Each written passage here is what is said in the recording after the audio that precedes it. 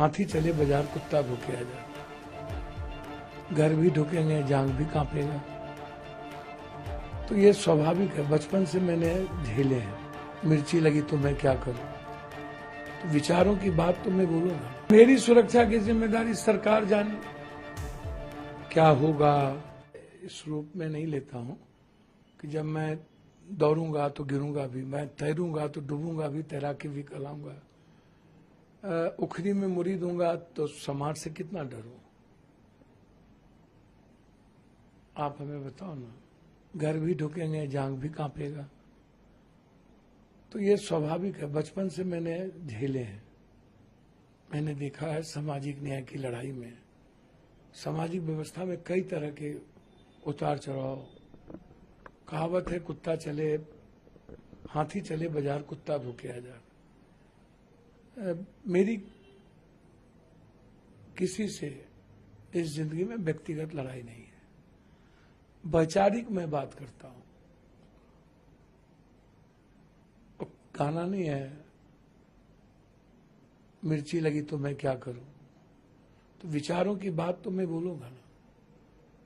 सुरक्षा ना सुरक्षा की जिम्मेदारी सरकार की है। मैं झारखंड की जनता की सेवा के लिए खड़ा हूं, लड़ रहा हूं। हेमंत सोरेन जी झारखंड का बेटा है।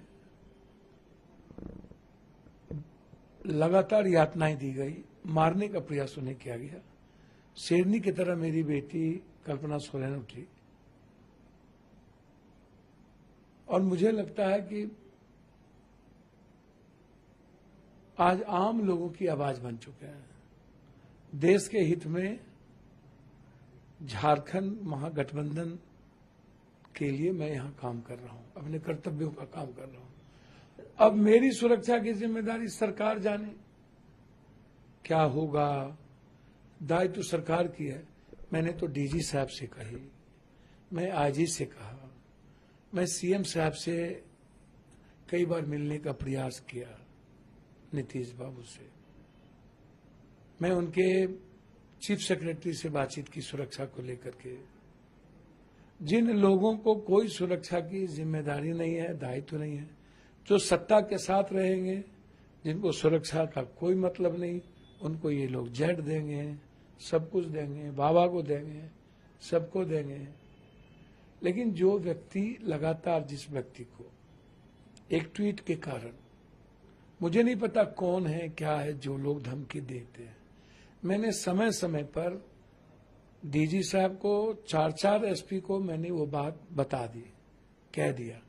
मुझे लगा इसको ओपन करने की कोई जरूरत नहीं है, हाय तौबा मचाने की जरूरत नहीं है। और इतनी धमकी के बावजूद मैं बम्बई गया था। मैं सलमान जी से मिला, बात की मैंने।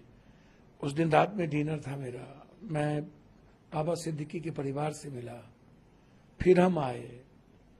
तो ये सामाजिक जीवन में, पारिवारिक जीवन में व्यक्तिगत काम है, वो हर व्यक्ति को करना चाहिए। दुख के घड़ी में रहना चाहिए। तो हम तो नहीं डरे, हम तो अपना काम कर रहे हैं।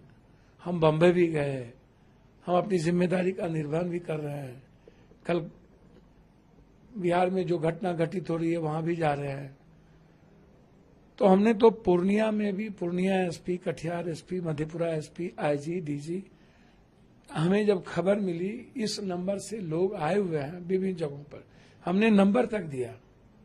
हमने आईजी से 2-2 बार बातचीत की। तब सत्ता में नहीं हूं इसके लिए हमें मर जाना चाहिए, या इनकी सुरक्षा की जिम्मेदारी नहीं है।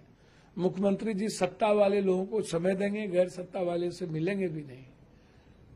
तो कम से कम बिहार सरकार इतना बेशरम तो न हो कि आप, और भारत सरकार से, गृह मंत्री जी से भी मैंने बातचीत की। क्या लेटर लिखा गृह मंत्रालय में? मैं बातचीत तक किया था सुरक्षा को लिए। फोन आए उनके, मैंने उस वक्त बातचीत भी की अमित शाह जी से, फिर पत्र भी लिखा। तो सत्ता के साथ आप नहीं हैं तो आप मरिए, श्रद्धांजलि बाद में दे दी जाएगी। अब नीतीश बाबू तो किसी से मिलते ही नहीं, उन्हें तो मिलने ही नहीं दिया जाता, घेर के रख दिया गया है। नीतीश जी से ये जो जमीन माफिया है, गलत लोग हैं, पप्पू यादव जैसे सच्चाई वाले लोगों को मिलने ही नहीं देंगे। और उनके चीफ सेक्रेटरी कहते हैं दीपक बाबू की सुरक्षा के लिए आपको नीतीश जी से मिलना होगा। मैं उनके प्राइवेट सेक्रेटरी को फोन करता हूं तो वो कहते हैं कि मैं कह दिया हूं। मैंने तो उनके प्राइवेट सेक्रेटरी को फोन किया कि भैया मुझे मारने की साजिश की जा रही है, तो कहां अनसुनी?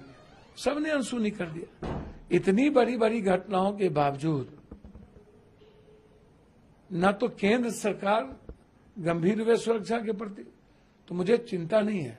मैं तो आग्रह हाथ जोड़ के करूंगा, आप सुरक्षा देने में सक्षम नहीं है तो आप कह दीजिए, मैं अपनी सुरक्षा खुद कर लूंगा। सलमान खान के प्रकरण के बाद जब उन पर आपने उनके बारे में बातें की, उनसे नजदीकी आपने जाहिर की, उसके बाद से धमकी आने लगी। देखिए, सलमान खान की बात नहीं है या बाबा सिद्दीकी की बात नहीं है, न किसी गैंग की बात है। मैंने स्वाभाविक रूप से एक ट्वीट किया कि देश, संविधान, लोकतंत्र से बड़ा कोई नहीं, कोई व्यक्ति नहीं। कानून सबसे बड़ा, संविधान सबसे बड़ा। उससे बड़ा यदि कोई भी सरकार किसी को बनाता है तो वो गलत है।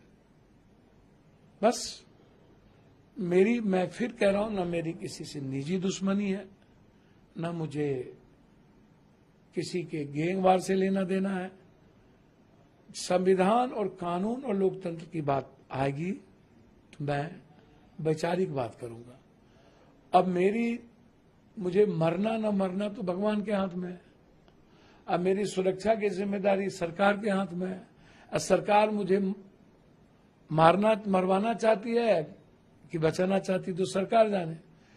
इतने समय समय पर वीडियो ऑडियो देने के बावजूद एक भी एसपी, एक भी डीआईजी, आईजी ने एक प्रतिक्रिया तक नहीं दी, तो इसका मतलब साफ है कि वो श्रद्धांजलि देने आएंगे। अब आते हैं राजनीति की तरफ। आप झारखंड में हैं, चुनाव का माहौल है यहाँ पर। अभी कुछ देर पहले मुख्यमंत्री हेमंत सोरेन के साथ मंच भी साझा किया आपने। ओवरऑल झारखंड में क्या माहौल लग रहा है? बीजेपी की तरफ से लगातार मुद्दा उठाया जा रहा है, डेमोग्राफी चेंज, बांग्लादेशी घुसपैठ, क्या ये सब रियल माइंड? ये सब मुद्दा खत्म हो गया है, ये सब गए मुद्दा। छत्तीसगढ़, उड़ीसा में जिस तरीके से आदिवासी, गरीब, कमजोर तबके की जमीन हथियाए जा रहे हैं बीजेपी की सरकार बनने के बाद, वो उसकी गिद्ध दृष्टि यहां भी है जंगल जमीन पर। यह लड़ाई बाहरी और भीतरी की है। ये लड़ाई आत्म स्वाभिमान की हो गई है। ये लड़ाई हेमंत बिस्वा जैसे गुंडा और क्रांतिकारी हेमंत के नेतृत्व की है। सर, सबसे ज्यादा झारखंड में बीजेपी की सरकार रही तो झारखंड की इकोनॉमी कहां गई? झारखंड का रोजगार कहां गया? झारखंड की सारी कोयला लोहा कहां गई? झारखंड की रॉयल्टी कहां गई? 1,36,000 रुपया। सारे पैसे तो बीजेपी वाले लूटे। 4 चीफ मिनिस्टर इनके साथ हैं, एक भी कैंडिडेट नहीं है, उम्मीदवार नहीं है। तो कौन लड़ेंगे? बाहरी आकर के ये अदानी जी के को कब्जा दिलाने के लिए कोयला लोहा पर ये लड़ाई है। ये लड़ाई है झारखंड के आत्म स्वाभिमान की। जिस तरीके से हेमंत सोरेन को मरवाने की कोशिश की गई, एक तरफ एक हेमंत सोरेन है जो क्रांति नायक की तरह है, और दूसरे तरफ 4 चीफ मिनिस्टर जिसने लूटा है, और फिर अदानी अंबानी को झारखंड देने की तैयारी चल रही है।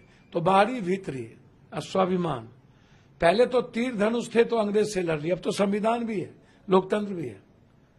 और हेमंत जी ने जितना काम किया, इतने तंग के बावजूद